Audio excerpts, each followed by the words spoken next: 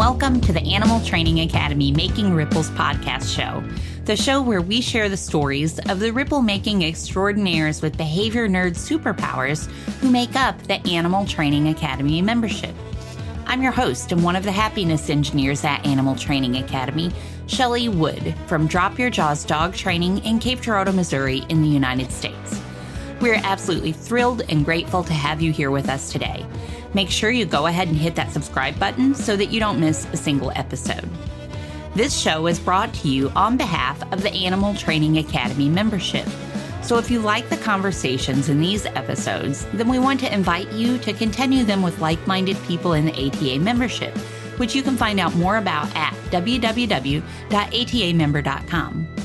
Within the membership, you can get access to twice monthly live web classes, the back catalog of previous web class replays, plus a huge library of videos and projects to help you problem solve your training challenges. And we're a sociable bunch with an exclusive private Facebook group and forums area. It's like a Netflix social media platform for animal behavior geeks.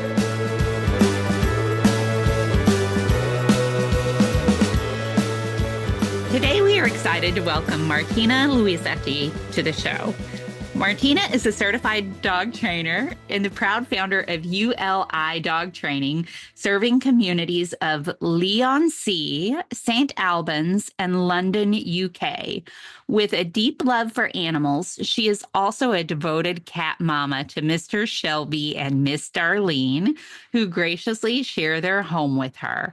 Martina specializes in dog training classes that include fun agility, foundational training for puppies, and support for excitable dogs struggling with their environment. Her approach emphasizes strengthening the bond and communication skills between dogs and their humans. With a passion for trauma-informed interventions, Martina is dedicated to creating a positive and enriching training experience for both pets and their owners, ensuring a harmonious relationship built on trust and understanding. Welcome, Martina. Hi, Shelley. I was so impressed about how you mentioned my surname, which is so difficult for everybody. Well done. Well, thank you very much. And I know I asked you how to pronounce it ahead of time and took a stab at it then, and you said I did well. I was confident I would mess it up when I read it in the bio. So I'm glad to hear. It was amazing. Thank you for having me. It's so nice to be here. I'm very excited. Thank you for joining me. I'm very excited too. And I was just smiling as I read your whole bio, and especially the part about you being a devoted cat mama to Mr. Shelby and Miss Darlene, because we get to learn a lot about your beautiful relationship with both Mr. Shelby and Miss Darlene in Animal Training Academy. And I'm so grateful for that and for you joining me today. So could you start us out today, Martina, by sharing with me and the audience all about how you started working with animals and maybe some of the work that you do today? Oh, good question. I think, like for most of us, there's this common animal at some point that changed our lives. And as cliche as it is also the most beautiful thing. And so my dog, ULI, was a beautiful dog, and he was my first wise teacher from the animal kingdom. And he had been in a shelter for 8 years when we were back in Rome, and I'd never had a dog before. And he was huge. He was the biggest dog I'd ever seen. And I was a little scared. He was very stressed when he first got into the house. And that started a journey where I basically just wanted to know more and more about him. And the more we would get to know each other, the more I would learn new things about behavior and most importantly, hands-off training, because all I'd heard up until then was, a few things that are sort of in the public knowledge of TV, sensationalistic shows. And I thought, the commands, not cues. And so slowly I started actually understanding it was the other way around, and how to look at behavior from a hands-off perspective of training. And that was really a revelation. So I met a few trainers that were helping me with ULI. The first trainer was all about an approach that was hands-on. I wasn't comfortable with that. And then the more I started asking around, the more I discovered there were ways that were more up my street. And and then I started meeting all these amazing people and bumped into Animal Training Academy podcast, and that was a big revelation. I was like, oh my god, there's a whole community out there. And and yeah, the rest is history, I suppose. When did you bump into Animal Training Academy podcast? And I'm wondering, do you know how long you've been a member now? I don't actually, but I remember moving back to England with Uli in 2017, maybe. And it was shortly after, because I just wanted to really understand more about behavior. So it must have been a few months after September. So maybe beginning of 2018. I don't know. Do you know? Is that something that is like on a file or something? Don't worry. It's yeah, not long enough. I always wish I'd found it sooner. Yeah. I'm sure we can find out. I'm sure it probably is on a file somewhere and that we can find out. I'm not even sure when I officially joined either. I was just kind of curious. I knew you'd been there for a long time, and that is a long time. It sounds like at least 7 years, probably, huh? Yeah, never too long, honestly. I think ADA is what really keeps me going on back onto Facebook. It's just such a happy place, and I'm always up for seeing the updates. There's always something like of a good news and engaging. So yeah, social medias can be sometimes overwhelming, I find, but every time I see ATA updates, it's just such a pleasure. Yeah. Yeah, I have to agree. It is a really special place Yeah. on the internet, and something that keeps me going back to Facebook too, so that I can learn from inspiring people like yourself. So, Uli, you had Uli when you joined ATA? I did. I did. My boy Uli was my beautiful dog and guardian angel, as they are. And I only had him for like 2.5 years or 3 years, because I adopted him very old. And yeah, I must have been already with ATA. Sorry, I had Uli before joining ATA. So yeah. And I believe so because we had just moved to the countryside when COVID hit. And so I remember just being so grateful for having a garden, because Uli was getting older and older. And so that was just about the time where I started obsessing about online things, like podcasts and courses. Everybody was moving their knowledge and skills online. And, one of the blessings in disguise of COVID was if the only one, but was this community that got created and became stronger and stronger online. So it was nice, so nice to be able to tap into that when I had Uli with me. Yeah. Well, I'd like to chat just a little bit more about Uli maybe before Yeah, we, me too. yeah. I love him. So can we start by, if you're able to, and I know that sometimes I don't even know what motivates me to do certain things, but I'm curious if you know what motivated you or inspired you to provide a home for a large dog who had spent 8 years in the shelter, for your first dog too. That's a beautiful thing to do. And I don't know, I'd be curious to hear what kind of inspired you to do that if you know. Yeah, absolutely. It's a bit of a funny answer because I'm just too impulsive sometimes. And I was scared of dogs growing up. I can't remember what happened that made me scared of dogs, but definitely it was. And my mom adopted a dog, Nina, beautiful Nina. She's still with us, although getting on with age. And I just remember this beautiful little dog and really bonding with her. And I had just moved to Rome from the UK. And that was the right time. I was working in Rome. I had my family around. I was like, oh, with my ex-partner, I thought, oh, we should go and adopt a dog. And I went to this shelter in Rome.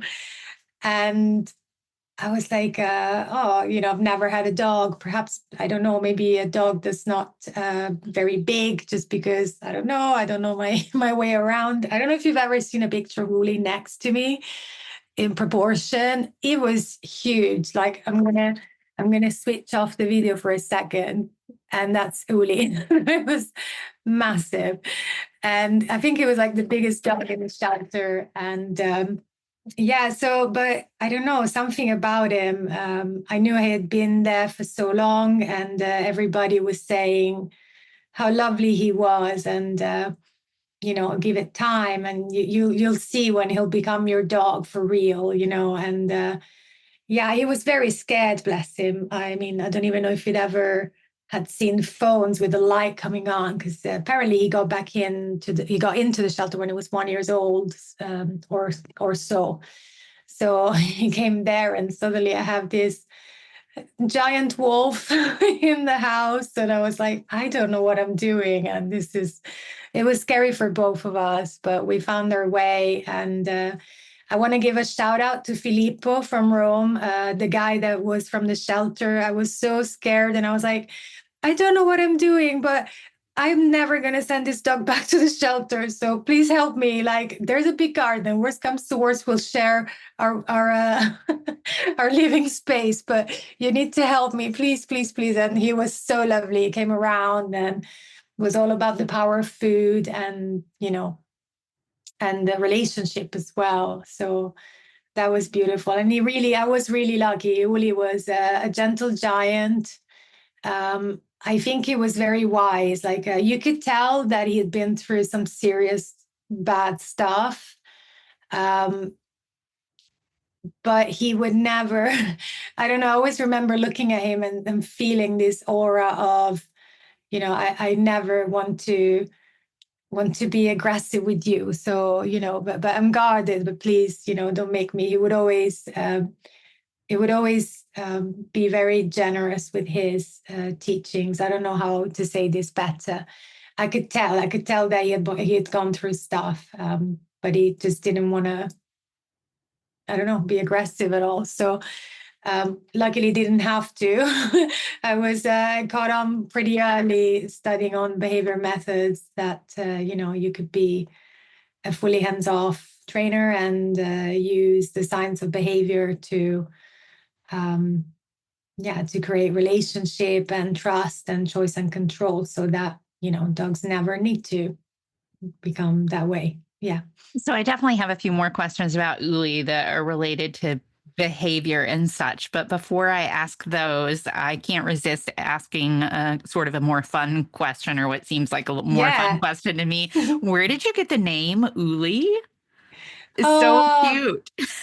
It's so beautiful. Actually, that was his name from the shelter, and I didn't want to change it for some reason. And actually, is Ulisse, which is the equivalent of the English for Ulysses.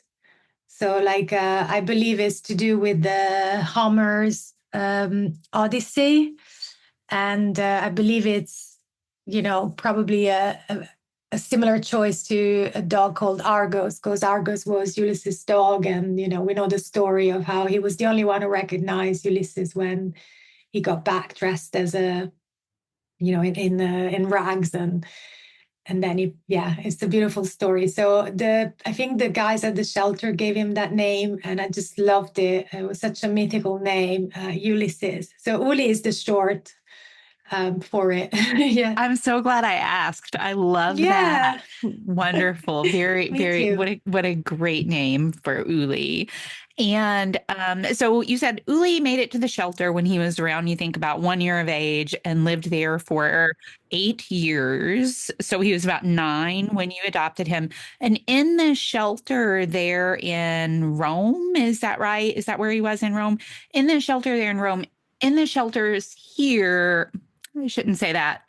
in such a sweeping way, I guess. But in a lot of the shelters here, space is very limited. A lot of dogs are kind of in a small kennel, don't have, they do the best that they can with the volunteers and the staff that they have as far as getting animals out and getting them into the world and experiences, but experiences are pretty limited. Is that the same there? Yeah, I mean, I'm trying to think how to sugarcoat this, but yeah, there were two main shelters in Rome, and I looked at both. In one, there was such limited availability that there was like 4 or 5 dogs per kennel, which was very stressful. And the volunteers did all that they could, obviously, but it was, a case of lack of resources. And in the other shelter, this one was outside Rome, so you'd have to travel quite a lot. So there were dogs that got in that never really got out, and it was very difficult. It was in the middle of nowhere, so only people with a car could access.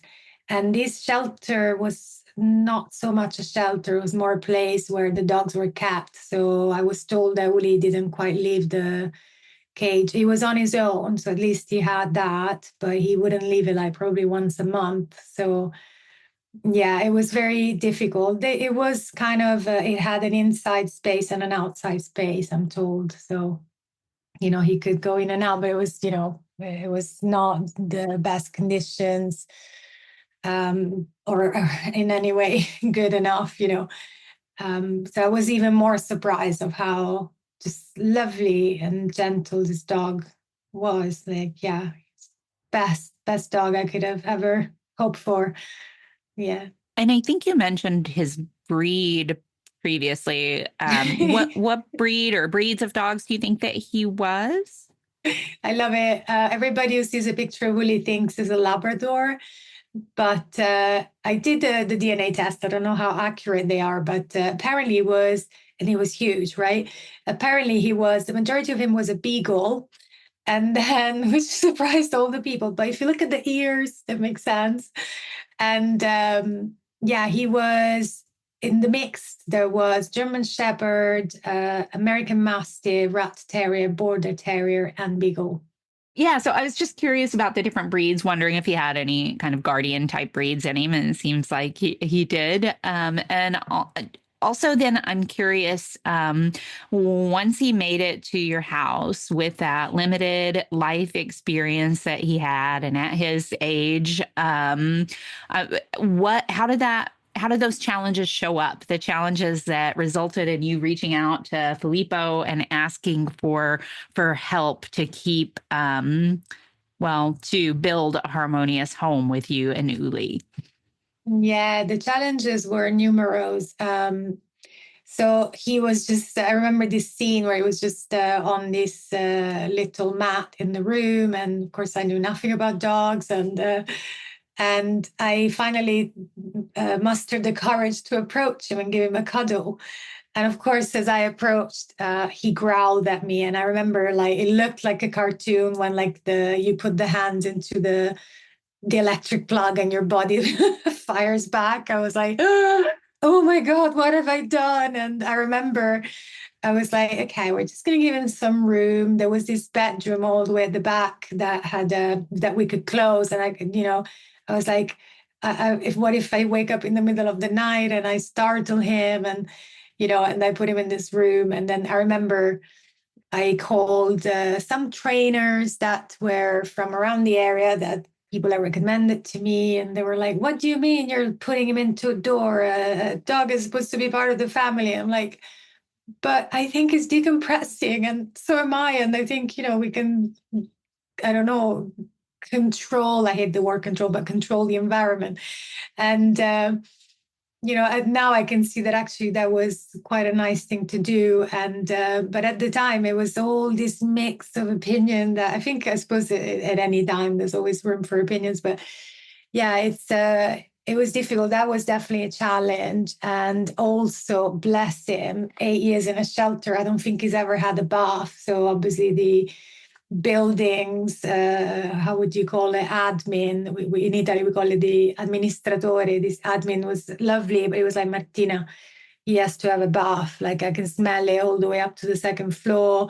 And this was like terrible. So I called the trainer to help me for that. And there was no way he was gonna, be in the same room with anybody. So that was not pleasant for him. They had to wash him. I remember thinking, oh my God, he's gonna hate us already. And it turned out it was way more generous than I ever could have hoped for, But yeah, those were definitely challenges. And I remember some terrible attempts at cooperative care because I'm thinking it's Italy, it's too hot, and it's summer, and we need to clip his fur. It's just like, I'm just going to do it, I'll just feed. And I knew nothing about, sequences of feeding and stuff like that, working at the dog's threshold. And so poor Oli ended up having, oh, bless him, I say with a laugh, it was not fun, ended up having this stripe on top of his back that, by the way, grew back in a slightly curly way. So I just gave him this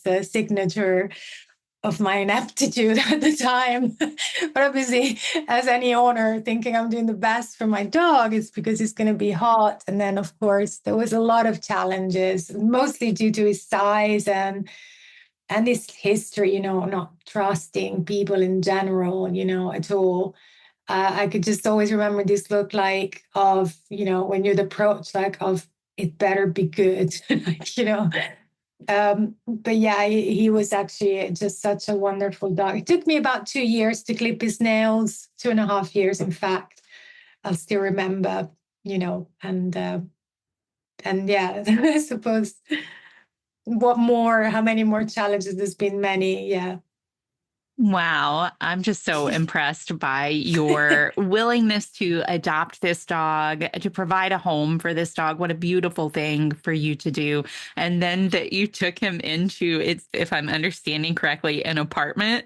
So a relatively Yeah. probably small space with him. Yeah, And and he was huge, so he would always fill half the room, like no matter the size, It was just And then I just really struck by your intuition. I don't know what about and don't need to know necessarily, but I don't know what it was about your particular quote unquote personality or learning experience that provided you with the insight that you needed to give him that space. I could see a lot of people handling that situation very differently in any number of different ways that could lead to a whole lot more problems. But it sounds like you really had some insight to give him that space. I loved that you said that you felt like he was just decompressing, and so were you. Like that you recognized that both of you maybe needed a little bit of space for a little breather there, and that you knew right from the beginning somehow that trying to control the environment rather than trying to control Uli was going to be a way to move you all forward. So I'm really impressed by all of that and think it was just, oh, thanks, Shelley. That makes yeah. me feel good. You're so empowering, by the way. Always love listening to you. FYI. Well, thank you. Oh. No, thanks for picking on that. I never thought about that. I don't know. I guess I struggle to trust, I suppose. And so I just know how important it is not to mess it up, not to, I suppose the whole concept of trust account. So I've always been, by Dr. Friedman, I believe. Um, I hope I'm not misquoting, but I believe she was the one who wrote that beautiful article, maybe with both hands with Steve Martin as well. I just want to make sure I credit it correctly. But yeah, I don't know what was my insight. I suppose I just trust. There's something about other people being, forgive me for using this word, avoidable, that makes me trust them more.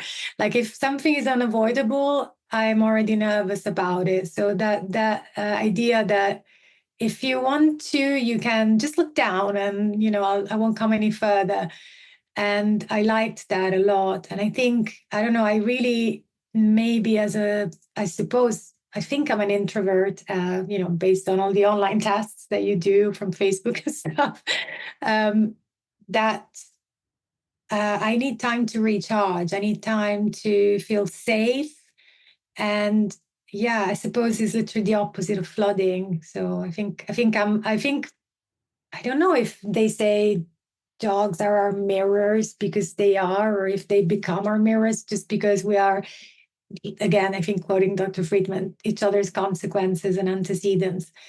Uh, and then that's what makes that similarity stand out. But I really do feel that we came from a similar place. I did a full disclaimer, come out from an abusive relationship. And so I suppose that was very strong in my mind that he had to feel that he could say no. Thank you for sharing all of that, Martina. I really appreciate it. And thank you for sharing the personal things about yourself as well. I appreciate your bravery in doing that. I actually wrote down something you said, like, made such an impact on me. I wrote it down and I'm going to come back to it in my life and think about it some more. I am also an introvert at heart, I believe. But it really stuck out to me when you said that you think there's, and I'm paraphrasing here. This is not exactly what you said, but you said there is something about somebody being avoidable that makes it easier to trust them. Whereas when someone is unavoidable, it's tougher to trust them. And gosh, that I feel that so much. Me too. Oh, gosh, I feel it so much. I kind of Yeah. choose my people based on that, like, if that makes sense. Yes, it does totally make sense to me. And I can see where that quality is helpful for non-human animals too, being avoidable, giving that space and the opportunity to move away and allowing for that to be okay seems like a beautiful way to build trust. And thinking of building trust, I want to move on here for the sake of time and ask you some other things in just a minute. But before we do, I kind of want to wrap up this piece of talking about ULI and thinking about building trust. And I wonder if you could share just a little bit about what your trust account and your relationship with ULI was like before he passed. I'm assuming that changed and grew a bit.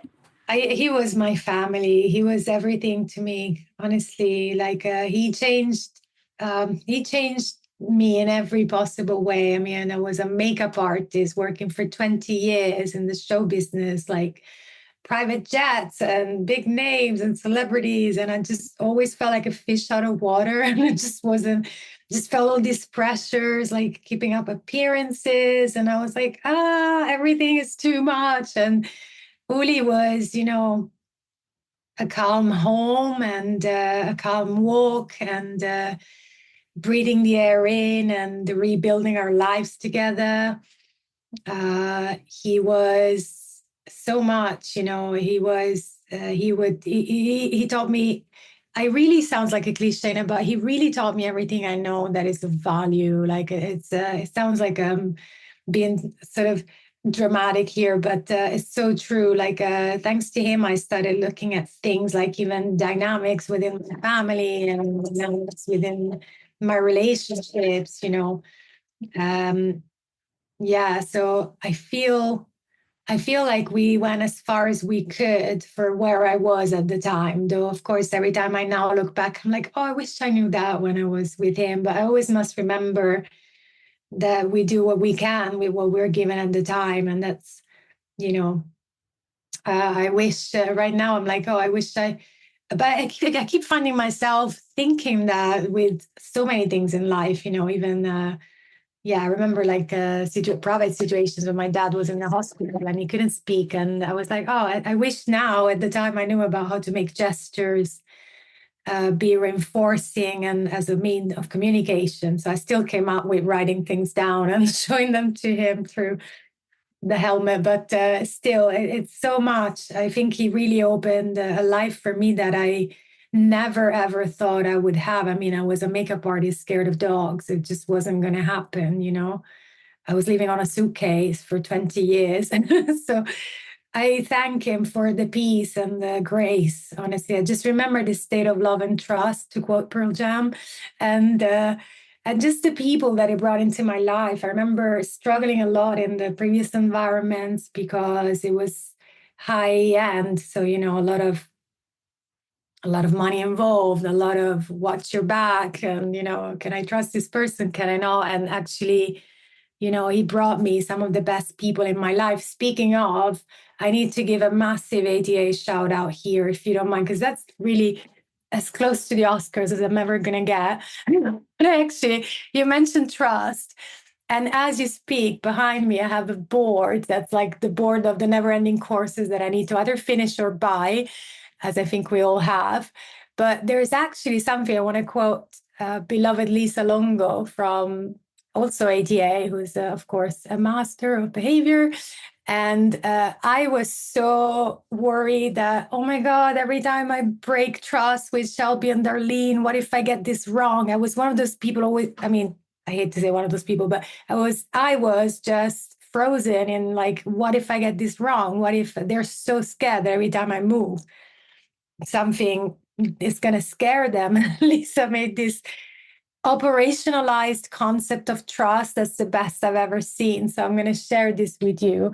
And I know in the podcast, people won't be able to see us, but you can. So if I describe it, there's this little Excel format trust that is divided. I hope I can say this. And it's divided by date, and then the building trust column, and then there's a break-in trust column. And then there's another 2 columns that says, okay, how many building trust action did you make? And how many break-in trust action did you make? And of the building trust, what did you do? And I wrote training, play, or she wrote actually, gave them food, snuggle, pet, pause, meowing together. Which was amazing. And then in the red column, that's break-in trust, 1 error in training. And that was just the funniest thing ever. And it stayed with me forever. So mega shout out to Lisa for helping me getting unfrozen. How cool is that? That is really cool. And thank you for giving a shout out to Lisa and recognizing people who have supported you along the way, like Lisa and like Filippo, who you mentioned previously. I have so many, honestly, if we ever have time. I don't want to take over, but yeah, so many ATA members. And thank you also for sharing your story with ULI. Thank you very much. We appreciate that. And yeah, maybe we'll hear some more about some of those other ATA members who have supported you as we continue on today. Could you share with everybody what did everything you learned from ULI, and you started diving into behavior and learning from wonderful people like Lisa and others, and what are you doing with all of that information today? How are you spending your time working with people and animals today using that information? Oh my God. It's always around me. Like, I'm a quote person. There's always phrases stuck in my head and they come up at the right time. And so I'm thinking one of the challenges I've had in the past, being frozen on several, I can be quite a frozen person, is like perfectionism kicking in, which is the opposite of progress. So I remember Jadina helping me with when I was frozen with my carrier training for Shelby and Darlene, because they had to go to the vets.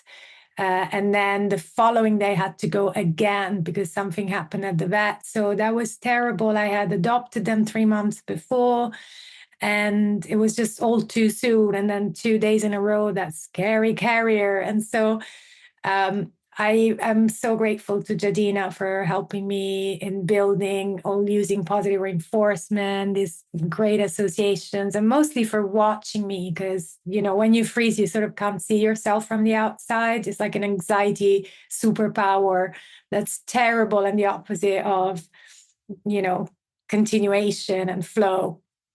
So I'm employing this. I still am. And, in fact, at the time, my poor Shelby has terrible allergy and he was taking 3 pills a day. So there was a whole forum where I asked everybody I know that's to do with cat training, the wonderful James Henderson, who helped a lot, Misty Hampton, all these beautiful, lovely people, Jadina. And, it was just about how are we going to place this, the position of this pill today to figure out a way so that he can swallow it by himself. And of course, we'd use gelatin capsule to mask the taste of the pill. And then if it's vertical, will he pick it that way? Should there be thick but not too liquid and not too thick paste around it to keep it vertical so it can be swallowed more easily? Should it come from above? But then basically there was always a point where he would bite the pill, and then the whole way of feeding became poisoned as a cue. And then slowly I became this giant poison walking cue where, because he had to take these pills, it was 3 a day. And eventually I ran out of ways, basically, of giving him pills in spite of having all this amazing advice. And then what the alternative was to basically take him to the vets every 3-4 weeks, which was still doing. And thank God I did all that carrier training and continue doing that carrier training, because then I had to be faced with 2 choices. Sometimes the conditions are just what they are. 3-4 weeks of break from carrier trainings for cats following a vet visit is just cutting it a little too tight. And that without taking into consideration the learning history of the cats, their trauma, their socialization history, all of that plays a part. And I'm proud of them and happy to report that I managed now to take them to the carrier. In fact, I had to take Darlene 2 days ago for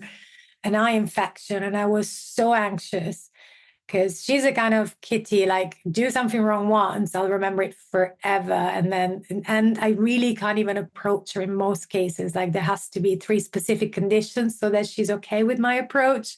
I was like, please work, carrier. I'm literally sweating. I wasn't eating before going to the vets. And actually she waltzed just right into the carrier as soon as I opened it. And I was like, again, thank God for having all those carrier training sessions and continuing them, so that's been part of ATA. But I've had so many challenges like that where ATA has been really helpful. I remember Mozzie. I don't know if I remember asking ATA about Mozzie's situation. I don't know if I'm talking too much, though. You tell me. So I'm going to give you a chance to interrupt. No, you're good. You're good. Okay, good. Mozzie was a big challenge, bless him. He passed away now, so shout out to my little angel watching over us. And he when I adopted him, he was completely shaved, so apparently he had been abandoned by a family who moved away, and they found him like completely matted, and he was completely shaved when I adopted him. And bad luck wanted it that as soon as we got home, he came out of the carrier, and I was told he's like this lap cat, and he loves people. And bless him, actually, the very first day that I adopted him, there was a drill going on in the wall outside, and he had gone into hiding just as soon as I opened the carrier under a radiator, which was very close to the floor. There was just about space for his little body if he laid down. And of course, then the drill started going, and I was like, oh my God. And he was petrified. And every condition we had was difficult because I was in a cottage, and a cheap cottage, not a big one. So every room was tiny, like 2.5 meters by 2.5. And the radiator was next to the window. And so you could always hear all the sounds from outside. And there was a desk in front of it. And basically, at any point I would enter the room, I was always too close. He was always terrified. So it was this constant, I'm going to just stay here behavior, which became really problematic because he was barely eating. He was barely peeing and pooping. It started to impact his welfare. He was clearly very, very scared. I was always the aversive. Whatever I was the aversive. And what was worse was the layout of the cottage. So it had this tiny front room, which by the way at the time was getting really hot, so I was also concerned because that's where the sun was shining from midday onwards. It was super hot. I couldn't open the window. It was like, oh my God, what do I do? It was terrible. I kept sleeping in the other room. And then, of course, the second room was connected by the tiniest of corridors. You couldn't pass a sofa through there. We had to get the sofa in by a window. It was like that tiny. So wherever I would appear, I was always just too close. And I remember at the time I was taking LLA. Thank God I was taking LLA. Massive shout out to LLA and Susan Friedman. And I remember a very distinct quote. I wrote it down just in case I get it wrong. In one of her talks, she said, "We have evolved to influence our outcomes and to make our behavior work for our outcomes." And that just really on that day, on that session, I suppose, of LLA, it just hit me. I was like, how do I do this? Like food is not working. I was trying everything. I was literally, let me see how I can shift reinforcement. So I bought him a little dome-shaped bed that I put next to where he was. So hopefully he could just muster enough courage to get in there. At least it would be comfortable. He could stretch, he could sleep better. And it was dome-shaped. It was a tiny overture. So he could sort of feel hidden if I was in the room, but sort of still see me and see that I actually wasn't interested in going towards the dome. And, so hopefully establishing a little better association and being stuck on a radiator facing the wall, because that was the situation at the time. And, I was thinking I was leaving treats behind when I would leave. Oh, and I used to have a cue of coming in and coming out. So I would say, "Coming in, Muzzy." And then I would appear so that hopefully he could go hiding if he wanted to. Again, trying to be avoidable as much as possible. Practice what you preach. And then I would put food down, but even then, like I'd have to be really careful because I could hear him hissing from behind. So he was obviously he was behaving to get me away. It was behaving for that, and food really didn't matter. Like the belly of it was touched, and I was like, oh my God. And this lasted for a month, Shelley. I wanted to cry. I didn't know what to do. And thank God for James Henderson. At the time we were chatting on Facebook, and he was like, hang in there, and all these amazing ATA people. And then I remember during LLA, I heard this quote, and I was like, do you know what? What if I put the food there? I didn't say bye. So I was like, "Coming in, Muzzy." I had a stick that was very down to the ground. So I didn't feel like I was going at him with a stick as much as possible. I would push the plate close to where he was, which in hindsight, that might have been too close, things that you learn later. And I just stayed there really calmly at the furthest away point, which wasn't a lot, sitting on the floor, facing the opposite way, just be ready to roll away. And then I remember this one time, finally, he came out. He must have been really hungry because he wasn't really touching food. And he came out and he saw me. And I remember this face like immediate freeze. And I just said, "Bye," which by then he had learned to associate with me leaving. And I rolled away. And so I thought, what if coming out makes him go away? And I was just at the beginning of my studies there. So, I wasn't really thinking. I was just like, he wants me out of the way. That's why he's hissing. That's why he's hiding. It's either to get more distance from me or make me go away, increase distance in that sense, which is, often the function of aggression. And so I was like, and I rolled away that same night, Shelley, I swear on my kitty cats right here. I couldn't believe it. But basically, he popped. I really wasn't expecting it. So I was on the floor, luckily. I was speaking to my mom on the phone, I think. Or actually, maybe I wasn't. Anyway. And I remember the TV was playing. And I remember just with the corner of my eye seeing him, that he had come out of the corridor. And I was like, oh my God, what do I do? Luckily, I was preemptive enough that I had treats on me just in case. I was literally sleeping with treats and like finding them in the washing and my hoodies. And I was like, and I just popped one on the ground, like quoting Mike Shigasho, Tyrannosaurus Rex little arms so they're not moving too much. And I was just like, I would say treat and flick it to him so that hopefully in time he could predict the treat. We hadn't trained the word treat before. So I was like, treat, and then tossing. And of course, you get like a few tosses wrong, and like he would move away, and I would stay very still. And then he would pop his head back out, his little lollipop head on a shaved body, bless him. I still remember him. And then, that very same night, he started coming a bit further. And then he was very close to me. And I was like, what do I was frozen. I was not ready for so much progress so quickly. This is like a month. He's not even wanting to see my face. And, slowly I was like pointing at the treat, and he would elongate his neck and my hand moved away. And out of nowhere, which of course wasn't out of nowhere, I know that now, but he just like looked at me, his face, he was like, oh, you're okay. Like, and he just climbed into my lap, on my crossed legs on the floor, and he started headbutting me. And I thought he was crying. I didn't know that cats, I was sure he was crying. It was like dribbling liquids. And I was like, oh my God, he's crying. And it's like he couldn't believe that I was safe finally. And, I remember thinking about it with my friend. I was like, if it's a month that he's been there, he spent around 730 hours in a state of fear.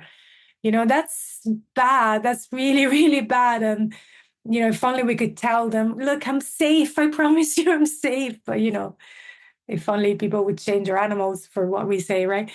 But yeah, so that was a major challenge that if I hadn't been taking ATA at the time, probably I would have eventually given in and thought, all the other mixed advice that you get online, which some of them would say, remove the hiding places.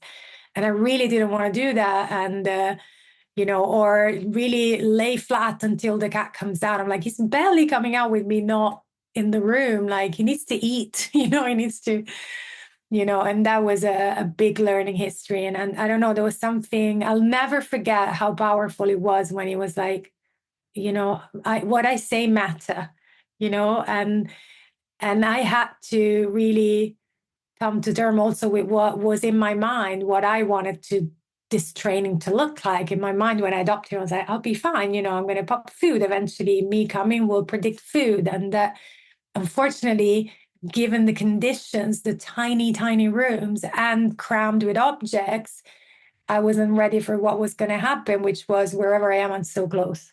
So it's not working. And I'm glad. I'm really, really glad that just that phrase, and literally the name of the website, behavior works. So true. If behavior works, I basically, was able to give him that reinforcer in a slightly different way.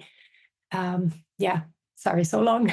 No, it's great. And there's just so much good stuff there. Like, I know you and I were having a conversation before we even started recording about how it can be so valuable for we humans sometimes, or at least some of us, to have the information about what is going to happen. And I was thinking about that as you were sharing about teaching. What was your little feline teacher's name? I didn't catch this cat's. Mozzie. Mozzie. It's like short for Mozart. But okay, Mosey. Okay. And so I was thinking about that as you were talking about how you taught Mosey coming in, that you were teaching those informational cues, and those ended up being valuable to you as well as you progressed through this process. And I was also thinking about ULI and your very wise words, which I told you I was writing down to come back to in my own life later, but I'm going to come back to them right now. And there's just something about being avoidable. Mosey, it sounds like, really valued the understanding that you could be avoidable, and then knowing that didn't need to avoid you anymore. Yeah. I also absolutely love that you were in LLA when you had Mosey and had the wonderful words of Dr. Friedman to help guide you in how you had and how you worked with him. So just lovely story. So much great stuff there. No, I think Dr. Friedman is like just about the most quotable person I know after, I don't know, Leonard Cohen, it's Yeah. like whatever she said. I know that's a tall, how do you say them in English? Tall order. Okay. Okay, I'm going to resist the urge to let you sidetrack me with Leonard Cohen conversations right now. Oh, awesome, awesome. Hear you. Okay, so thank you though for sharing all that, and also thank you for the shout out to Mike Shikashio too for the treat throwing technique. I love his, as you said, Tyrannosaurus Rex Yeah. hands for So keeping that good. motion still for some of the individuals who we're working with who that could be more startled by the kind of big movement. So wonderful. Thank you for sharing that story about Mosey. What a very reinforcing thing for you, I'm sure, when Mosey surprised you that Oh night my by. God, I'll never forget, honestly. I'll never forget. I think that was one of my, the sunshine moments to keep in your heart on a rainy day. That's definitely one of my top five. Because then, of Beautiful. course, you ended up being the cat that sleeps on your face. Yeah. So it's like, what's it called? In Italy, we say gatto cozza. It's like the cat that's like a clown that sleeps on you. Once he's attached, he's never going to leave. So luckily, that's what happened. Wonderful. Well, thank you for sharing that. Um, I'm going to ask you now if you have any other training related challenges or situations that you're proud of or that you have found reinforcing. That I found reinforcing so many. Honestly, teaching owners also reminds you so much how you are a learner as well. And there's so many. I've been, I'm only a trainer. I'm not qualified to speak about medications and stuff, but I work with some owners who also work with vet behaviorists and clinical animal behaviorists. And it's been amazing to see sometimes with the right support of all the people with pharmaceuticals, especially in the cure. Well, there is no cure, but, in the treatment or management, should I say, of traumatic injury, which is not a disorder, is an injury of the brain. It's something happening in the body, and the punishment of freeze, flight, or fight. And it's really been blowing my mind just to see some animals that were traumatized beyond I believe repair, and then being supported by some pharmaceuticals that were given mindfully and with the right knowledge behind. I thought that was a meaningful learning experience for me. Always is. I love working with people who are more informed than me, so that you can get to be a fly on the wall, and so that's really cool. Things that I found challenging, I think, or reinforcing. I think I remember going to a seminar of Chirag Patel a long time ago, and I was very, very new to training. And after I approached him, I was like, "Oh, do you know which classes should I join, and to learn more about behavior?" And he said, he said, in fact, during the presentation, he said, "I thought I'd know about behavior, but then I heard Susan Friedman speaking about behavior, and I was like, I don't know enough about behavior." So I was like, that's a big claim to make. So eventually, when I was speaking to him, and then I did LLA, there were so many things that I understood about the quadrant that I don't know. I think obviously there's always room for things to be learned. So I'm not saying I reached the top at all. Quite the opposite. What I'm trying to say is, like, we mustn't forget that the quadrant is operating all the time outside of us, in us. It's all connected. And I'm full of citations today, quoting Kiki Yablon, but it's I think that's the most reinforcing thing. I truly love applied behavior analysis, and I wish I could do it properly, with big courses that unfortunately cost a little too much for what I can afford right now. You never know if I work hard enough. And yeah, I think that's the most reinforcing thing, to try and understand the quadrant and how to use it the most efficiently, with always keeping in mind their own ethics as well as the animals' ethics as well from their standpoint. And yeah, and most reinforcing as well as the people. I was just chatting with Anais from Canada. She is on an ADA, I think, still is. Or maybe she's taking a break because she was moving homes. But I remember, I was doing this separation anxiety course, and my Mozzie had just passed away. I was going through the worst grief. It was a shocking way he departed. And Rauda, also from ADA, was like the best. Honestly, she should be like a grief counselor.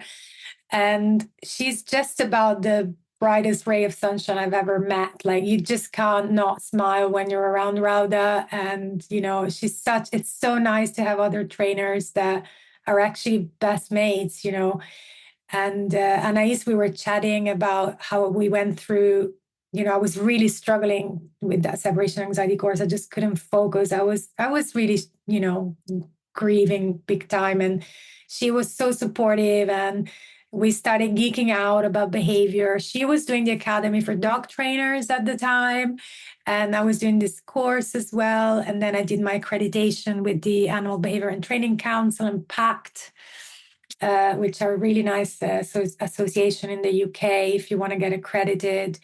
And, we were geeking out so much that not only we were speaking daily, I've never met Anais in person, right? But I met her through ATA.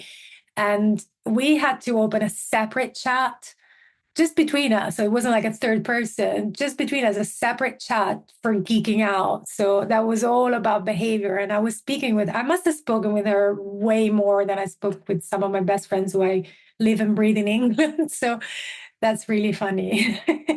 So I think, yeah, that's reinforcing. It's not so much a training challenge, but I hope that counts. Absolutely, that counts. Thank you so much. I love your focus on learning, and I love that learning about the quadrants and how these principles are at play all of the time is so reinforcing for you. And I'm so appreciative for your gratefulness and recognition of all the people who have influenced you. And I'm not even going to dare to try to remember everybody who you have mentioned in this episode who is in ATA or has been in ATA, but thank you for that. There's so many wonderful people in there. And like yourself, I've made so many beautiful connections in the group that I appreciate all those folks as well. So thank you for sharing everything that you have shared so far today. And before we move on, I'm going to ask you in just a minute how folks can get in touch and that sort of thing. But before we do that, is there anything that I haven't asked you yet that you would like to share about now before we move on to wrap things up? No, I don't think so. I was just looking at my calendar and I saw that in June there is a big IASA event happening in the UK. And I know that the great Jim Mackey and Joe Mason, I think Joe is going to be there. I'm not sure, but Jim is definitely going to be there. And I would very much like to pester them a bit longer by this podcast to please also create an alternative to IASA for dog trainers as well program. That would be so cool.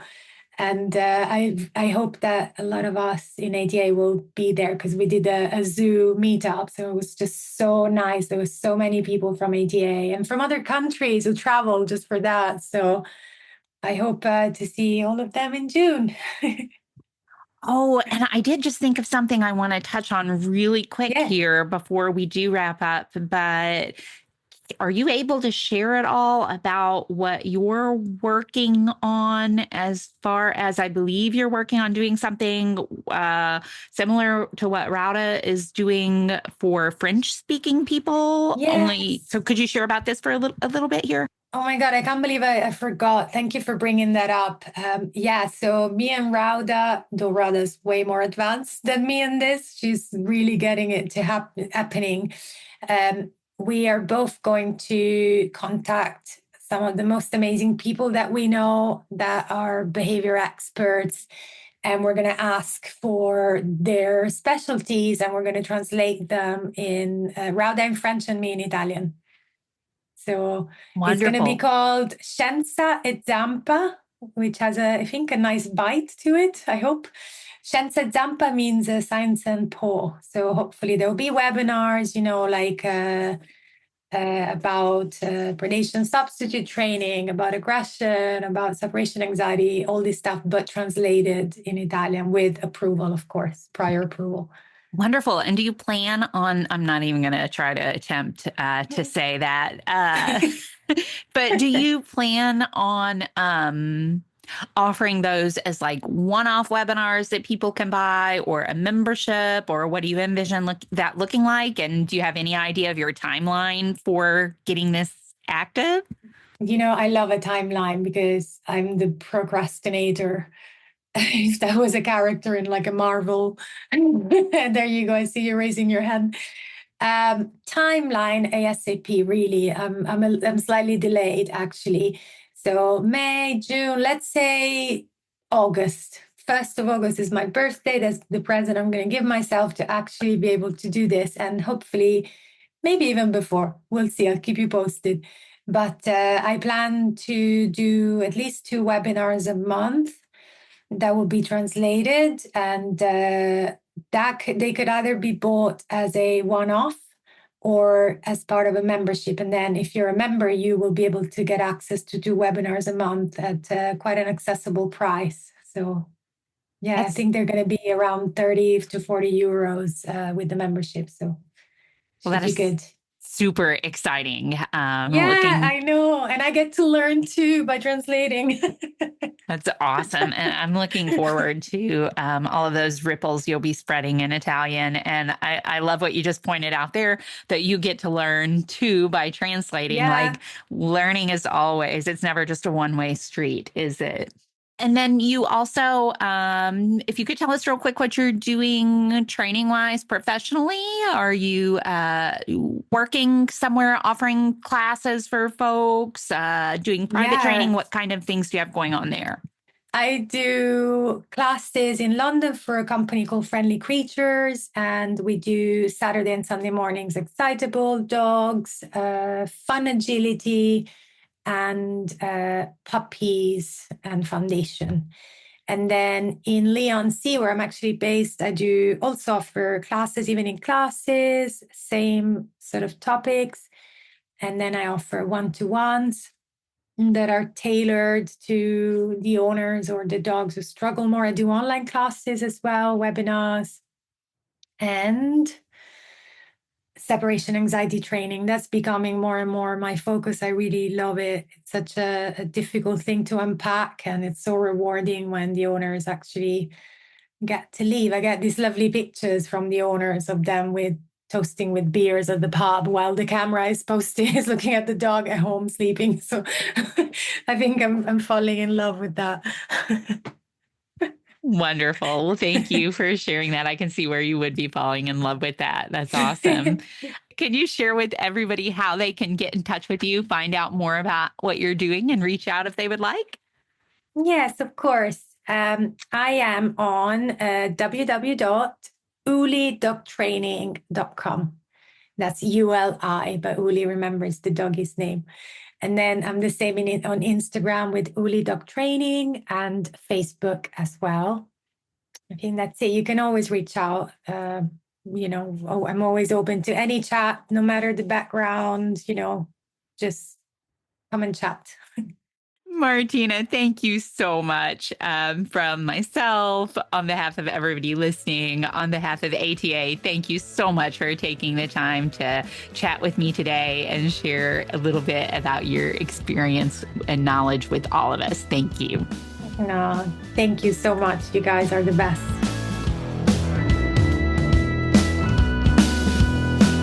We do, of course, appreciate all of you tuning in as well. And if you have enjoyed this episode and are interested in carrying on the conversation about working with the animals in our lives in the most positive, most fun, and most choice-rich ways, then as mentioned at the start of this episode, the Animal Training Academy community is waiting for you. Head on over to www.atamember.com and click on the membership button in the main menu to learn more about what members are describing as the Netflix social media platform for behavior geeks. That's it for this episode, though. Thank you so much for listening. You'll hear from us again soon.